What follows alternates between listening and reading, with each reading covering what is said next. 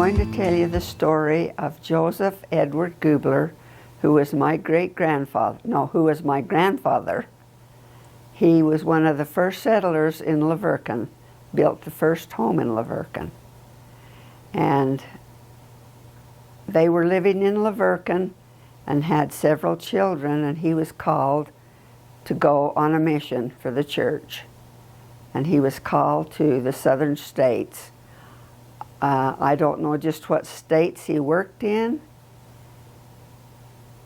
While he was back in those days, when they went on a mission, they went without purse or script, which means they didn't have monies to buy their food or whatever they needed. They depended on the people to give them what they needed.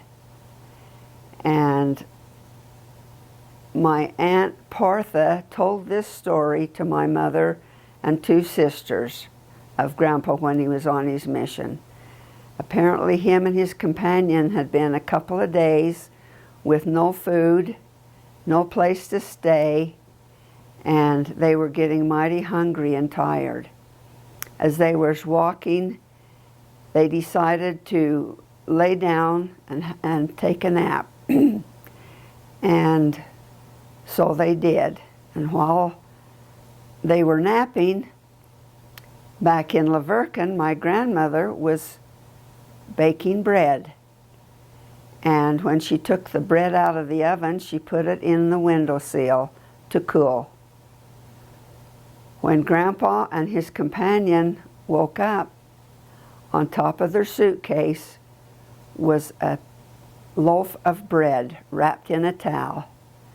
And they were so glad because they were so hungry, and they wondered where this loaf of bread had come from. It was still warm.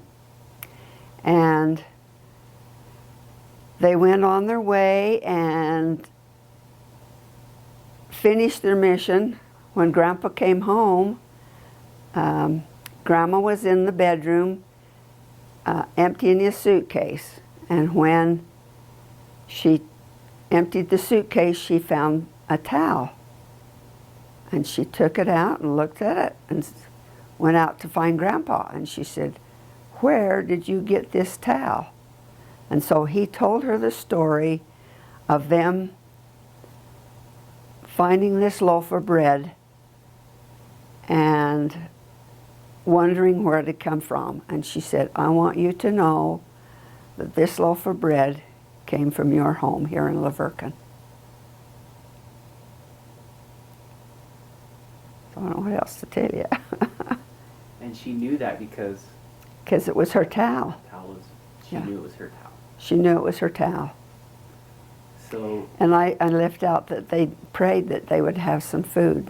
Somebody would give them some food before they laid down to rest.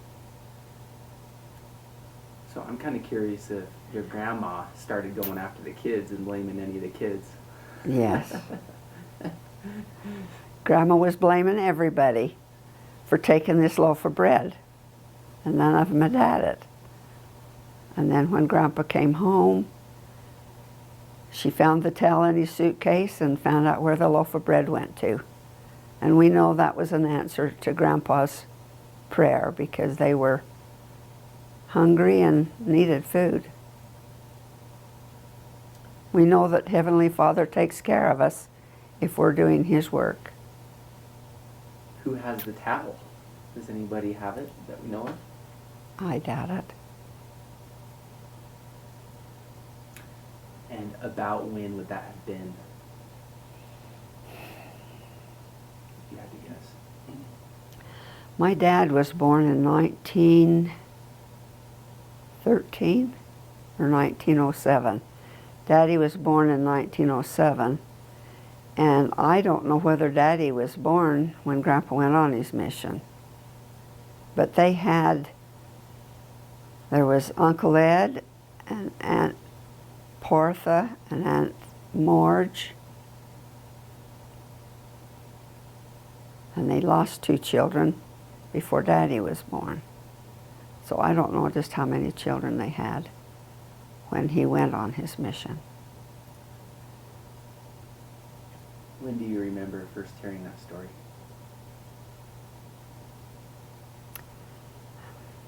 I guess from my sisters that heard it from Aunt Marge and Aunt Partha. So tell us who Aunt Marge and Aunt Partha are. Aunt Marge and Aunt Partha are my dad's older sisters. Yeah. So yeah, they would have been first-hand accounts hearing Yeah. that story directly from their mom and their dad. Yeah.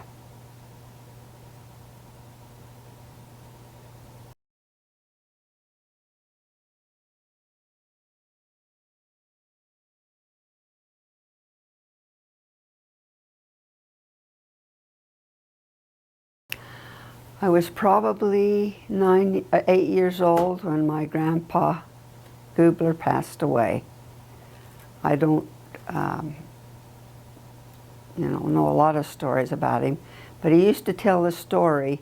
He was the water master for Lavercan when they got the water on the ground to plant the orchards and stuff. That's what it started as, a fruit orchard Lavercan did before people lived there.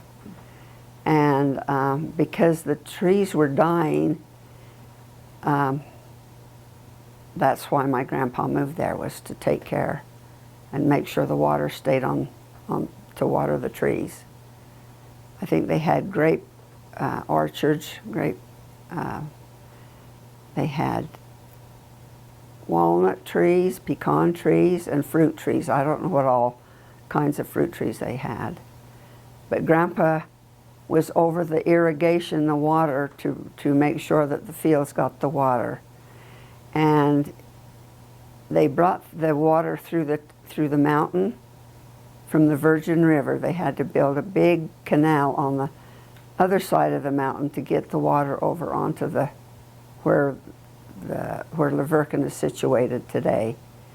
And so he would make sure that the water kept coming through the tunnel. And he could go to bed at night, and if the water quit running, he could hear it and know. And he used to tell how he'd jump out of bed, barefooted, run up to the tunnel, and when he would come back, he would find rattlesnakes curled up on the trail where he had been. And he said for a long time he used to kill the rattlesnakes. But then he said, those snakes never bothered me when I was going up here barefooted in the night. And so he quit killing the rattlesnakes. I've heard him tell that story. What was his first name? His name was Joseph Edward Gubler.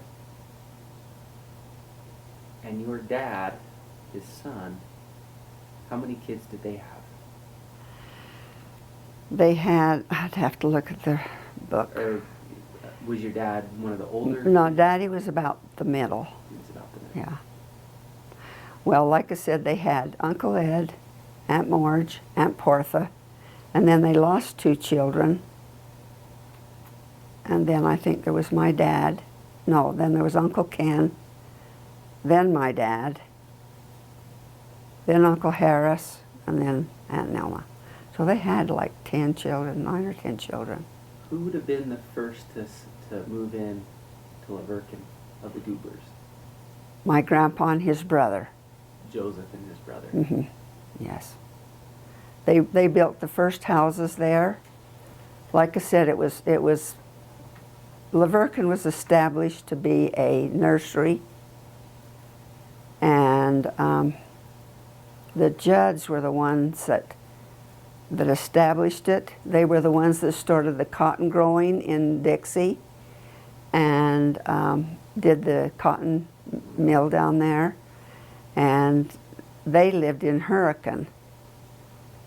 But my grandpa and his brother built the first houses in Lavercan.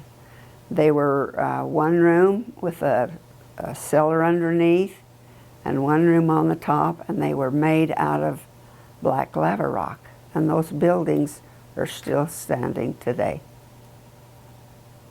I don't know what they've used them for, but they're still there. Grandpa. My grandpa brought the nut trees from the south on his mission that are established in Dixie. Oh, Oh, really? Mm-hmm. Yep.